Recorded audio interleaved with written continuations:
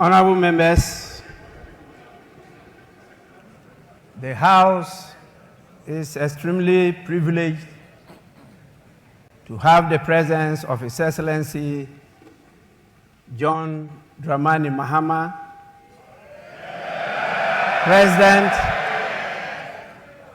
President of the Republic of Ghana and Commander-in-Chief of the Ghana Armed Forces in this August chamber. His Excellency the President is here in accordance with Article 67 of the Constitution of the Republic of Ghana to deliver a message on the state of the nation to this honorable House. On behalf of leadership and honorable members, it is my privilege and singular honor to welcome His Excellency the President of the Republic to this August House. Honorable members, before I invite His Excellency the President to deliver a message on the state of the nation, I shall recognize the presence in this chamber of the following distinguished personalities.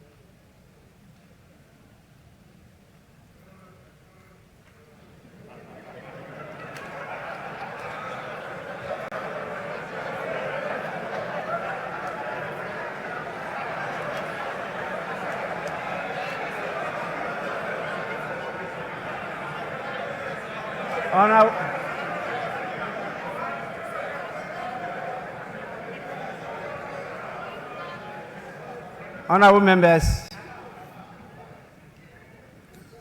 we have to prepare for all eventualities.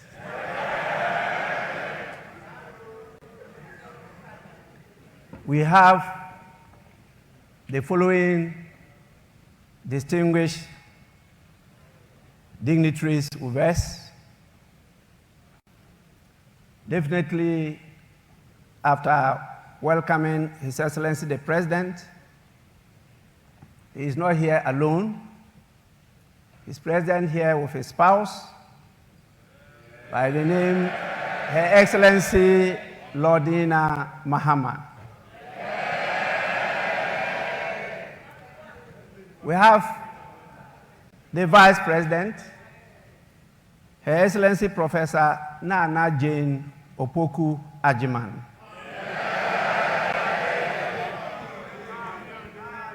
We have the Chief Justice, Her Ladyship Gertrude Tokonu.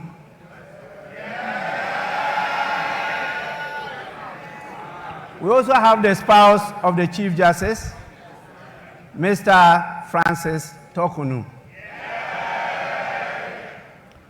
And definitely the spouse of the Speaker, Madame Linda Ofosua Obo.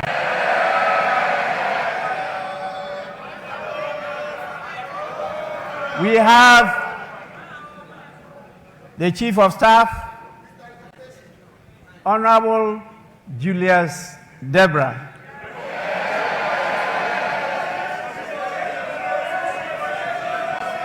And we have a number of our lordships, the justices of the Superior Court of Judicature with us here.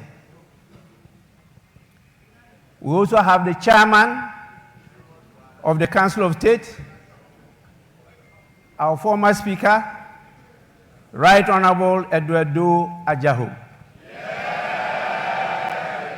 And we have the former President, always present, His Excellency John Ajekum Kufuor.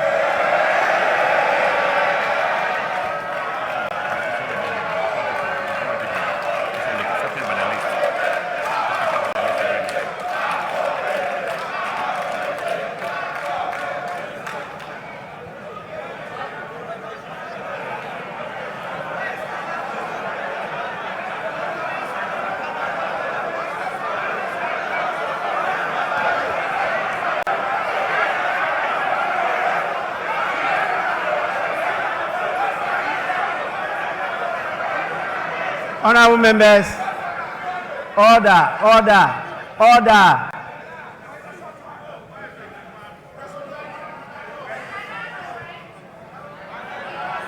Honorable members, please, we are recognizing those present.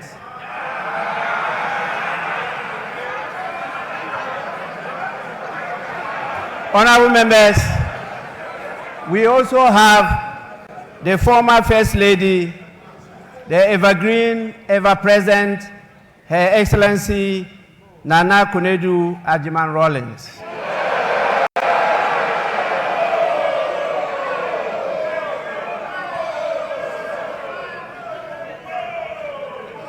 We have with us the National Chairman of the National Democratic Congress, Mr. Johnson Asedu Inketia.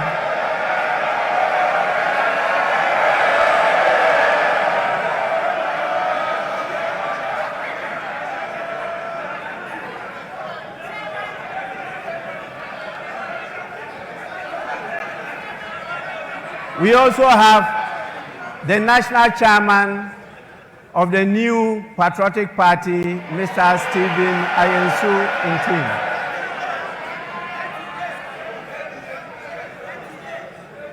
We have the General Secretary of the National Democratic Congress, Mr. Fivi Viavi Kwete. And we have the General Secretary of the new Patriotic Party, Mr. Justin Frimpong Kodia.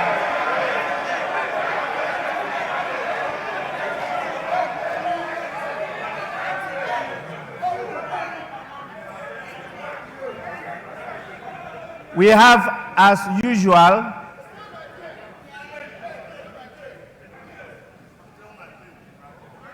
our Excellencies, the diplomatic corps of the various countries in Ghana. You can see, as usual, they have come in their numbers. We are extremely grateful for your presence.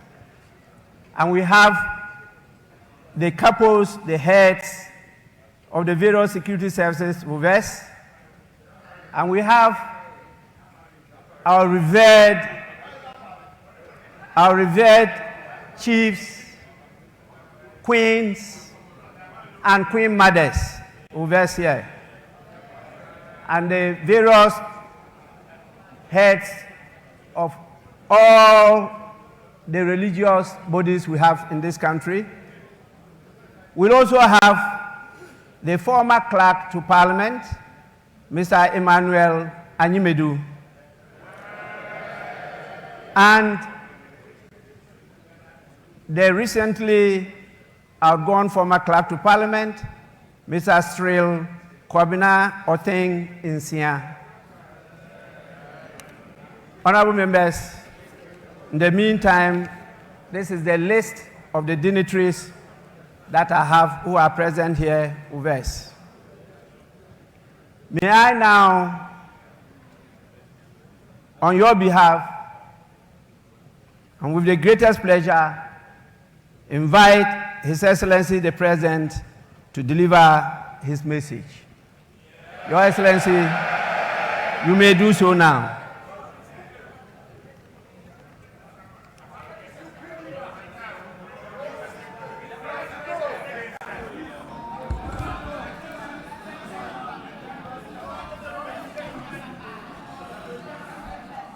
Thank you very much, the Right Honorable Speaker, Your Excellency the Vice President, Your Excellency the spouse of the President, Your Ladyship the Chief Justice, our honorable members of Parliament, honorable members of the Judiciary, distinguished leaders of our security services, Your Excellencies, members of the Diplomatic Corps, our revered Nime Name, chiefs, traditional rulers, religious leaders, the national chairmen of political parties and executives, the good people of Ghana, I wish you a very good morning.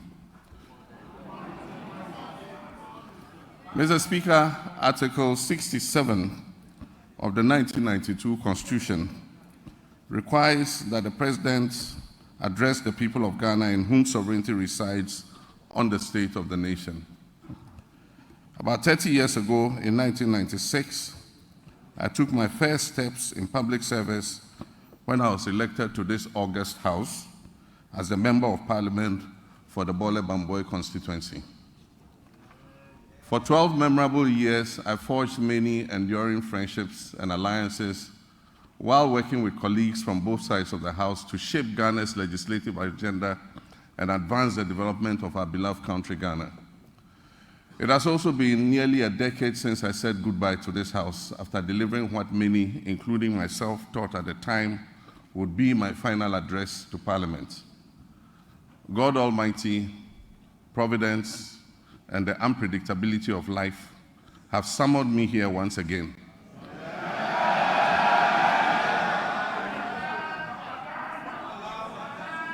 On the back of a historic electoral mandate from the people of Ghana to deliver a message on the state of the nation. That mandate came with an unprecedented majority in Parliament.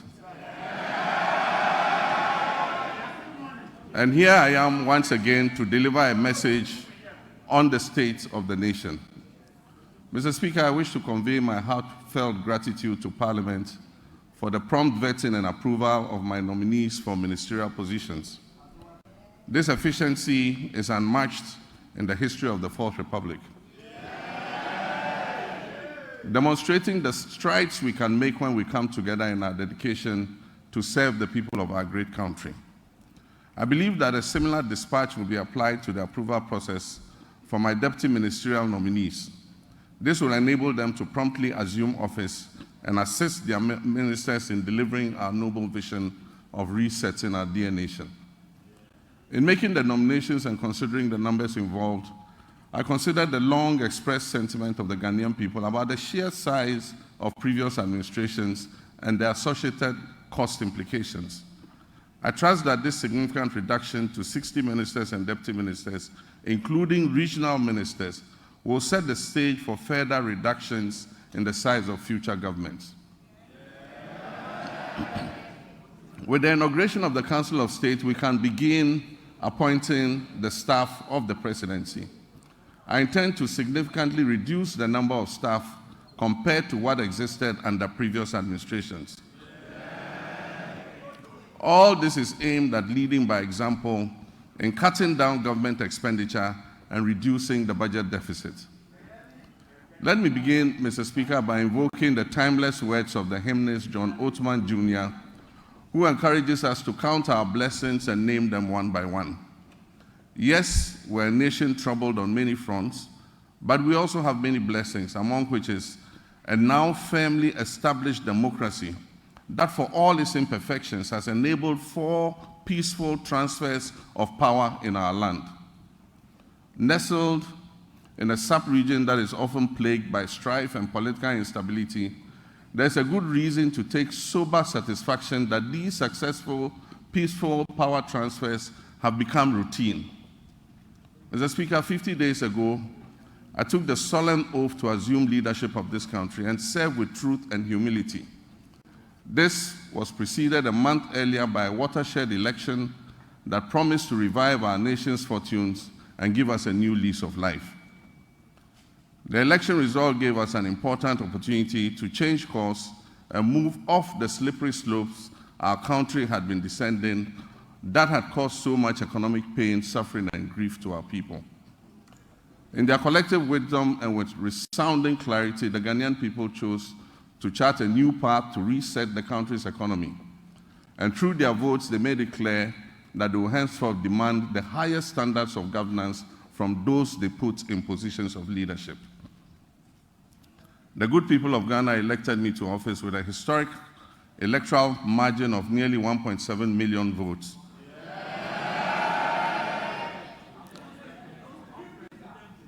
Separating me from my next opponent, giving Ghanaians the first female vice president, Professor Nana Addo. For the National Democratic Congress, NDC, that resounding victory is a selfless call to duty from a people who are tired of years of economic hardship and poor governance. That call therefore places an obligation on us and all who serve, including legislators from both sides of the House, to do our utmost with decency and humility to change the circumstances and the state of our country. Mr. Speaker, as I stated earlier, Article 67 of the 1992 Constitution requires that I give an account of the state of our nation to Parliament. I'm sad to report that the state of our nation is not good.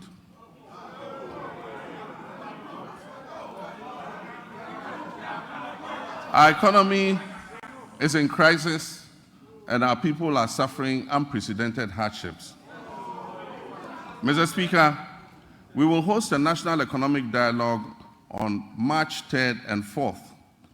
On March 11th, the Minister of Finance, on my behalf, will present the budget estimates for the financial year 2025 to this August House.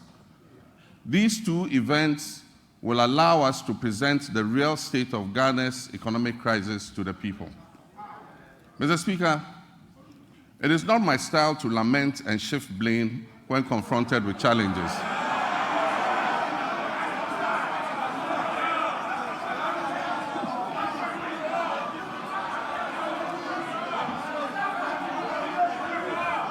Mr. Speaker, it's not my style to lament and shift blame when confronted with challenges. My approach is to accept challenges and work hard to resolve them. Indeed,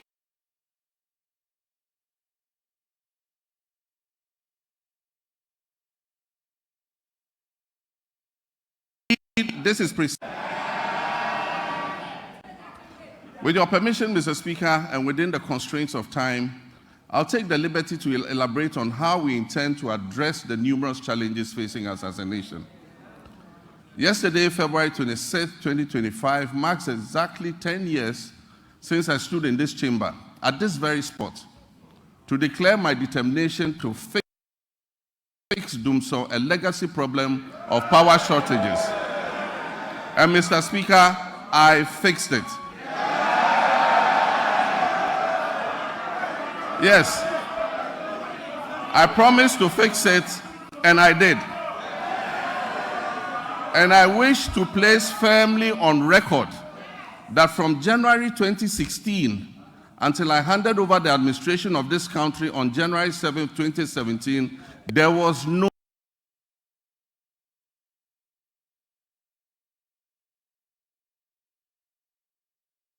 power rationing or load management in Ghana. Mr. Speaker, today, inspired by the Almighty God and propelled by the massive mandate given to me by the good people of Ghana, I am moved to make a similar purposeful and bold declaration that I, John Dramani Mahama, I will fix the economic crisis confronting our country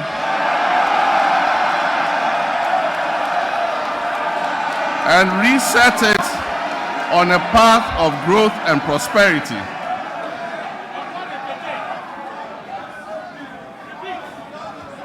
That I will fix the economic crisis confronting our country and reset it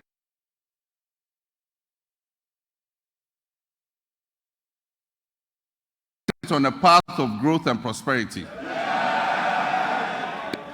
My government, working with you and every Ghanaian, will solve the challenges because we have developed a plan with our people's support. When I decided to run for president again, I did so because of what I knew about the state of our country. I was aware that huge problems awaited me upon assumption of office, but nothing could prepare anyone for the reality of the depths to which our economy and our governance had sunk. Our elders say that a frog's true length can be ascertained only after it has died.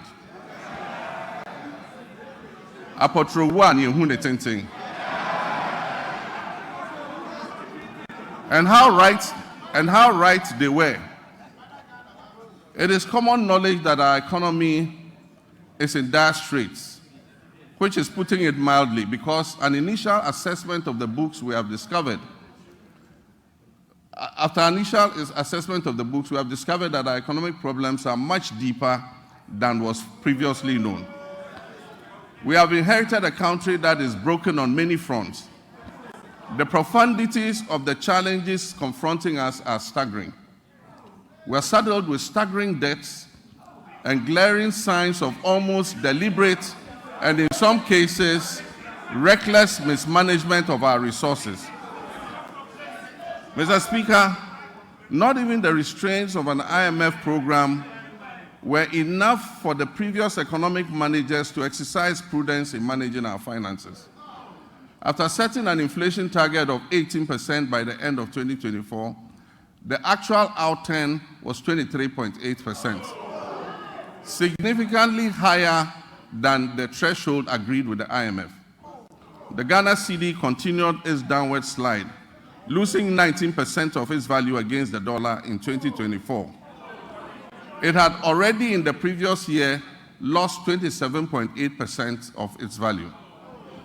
In addition to the public debt, which amounts to a staggering 721 billion cedis, several state-owned enterprises are also in debt, including the ECG, which owes 68 billion Ghana cedis. Ghana Cocoa Board, the hope of cocoa farmers, is also highly indebted. Its balance sheet indicates a total debt of 32.5 billion Ghana cedis, of which 9.7 billion is due to be paid at the end of September 2025. In 2023-2024 crop season, Cocoa Board was unable to supply 333,767 metric tons of cocoa, which it had sold at $2,600 per ton. As a result, the then management of Cocoa Board rolled over these contracts into the 2024-2025 season. Honorable members, Mr. Speaker, this implies that for every ton of cocoa delivered this year, in fulfillment of the rollover contracts, Cocoa Board and Ghanaian farmers are going to lose $4,000 in revenue. Mr. Speaker, as I address this Honorable House, Cocoa Board has supplied 210,000 tons out of the rolled over contract, resulting in a revenue loss of $840 million for both Cocoa Board and the Ghanaian farmer. Mr. Speaker, Cocoa Board and the Ghanaian farmer will lose another $495 million by the time the board finishes supplying the remaining rolled over contracts. Additionally, cocoa road commitments alone total 21.7 billion cedis, of which only 4.4 billion is included in the total debt of 32.5 billion. This debt has arisen mainly because of the decision in 2019 and 2020 to award road contracts worth over $1 billion because of the election.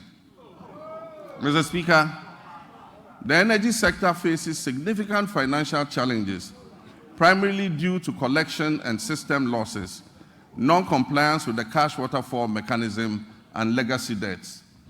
The financing shortfall has risen considerably to approximately $2.2 billion, or 34 billion Ghana cedis for 2025. And urgent measures will be needed to reduce it to sustainable levels and ultimately eliminate it. The financial sector continues to struggle despite the reportedly spending of 29.9 billion on the financial sector cleanup exercise up to date.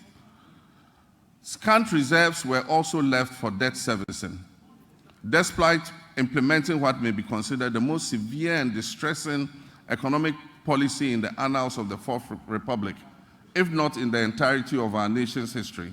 And I'm referring to the domestic debt exchange program. This is in stark contrast to our actions in 2017 before we left office, when we allocated $250 million to the sinking fund handed over to the incoming government to service debts, Ghana's debts. There have been claims that buffers were left for debt repayment, oncoming debt repayment this year. Mr. Speaker, honorable members, let me give you the statement of account for the debt service reserve account, which is also popularly referred to as the sinking fund. This fund shows a balance of only $64,000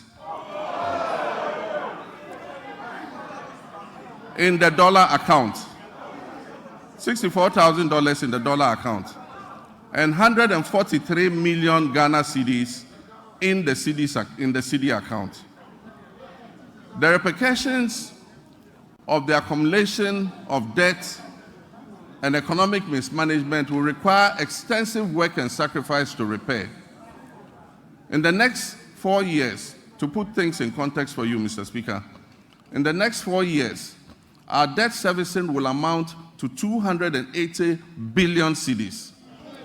And this comprises of 150 billion for domestic debt and 130 billion in external debt servicing. Our catastrophic debt position has also severely impacted infrastructural projects that should have been completed. Currently, there are 55 stalled projects due to the default of debt and subsequent restructuring, with a total value of $2.95 billion not disbursed. The stalling of these projects is expected to result in a cost overrun of about 15 billion cedis. Mr. Speaker, notwithstanding this gloomy background, I remain committed to leading this government and taking every necessary step to reset our economy, getting things back on track, and working with the good people of our country to build the Ghana we want.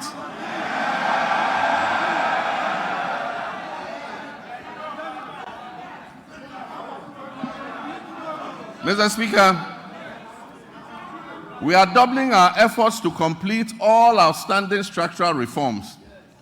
Through the budget, we will implement corrective measures to restore fiscal discipline and debt sustainability. We're also working hard towards completing the upcoming 4th review of the IMF-supported program. The review is scheduled from April 2nd to April 15th, 2025, and the IMF Executive Board is expected to approve it in June of this year.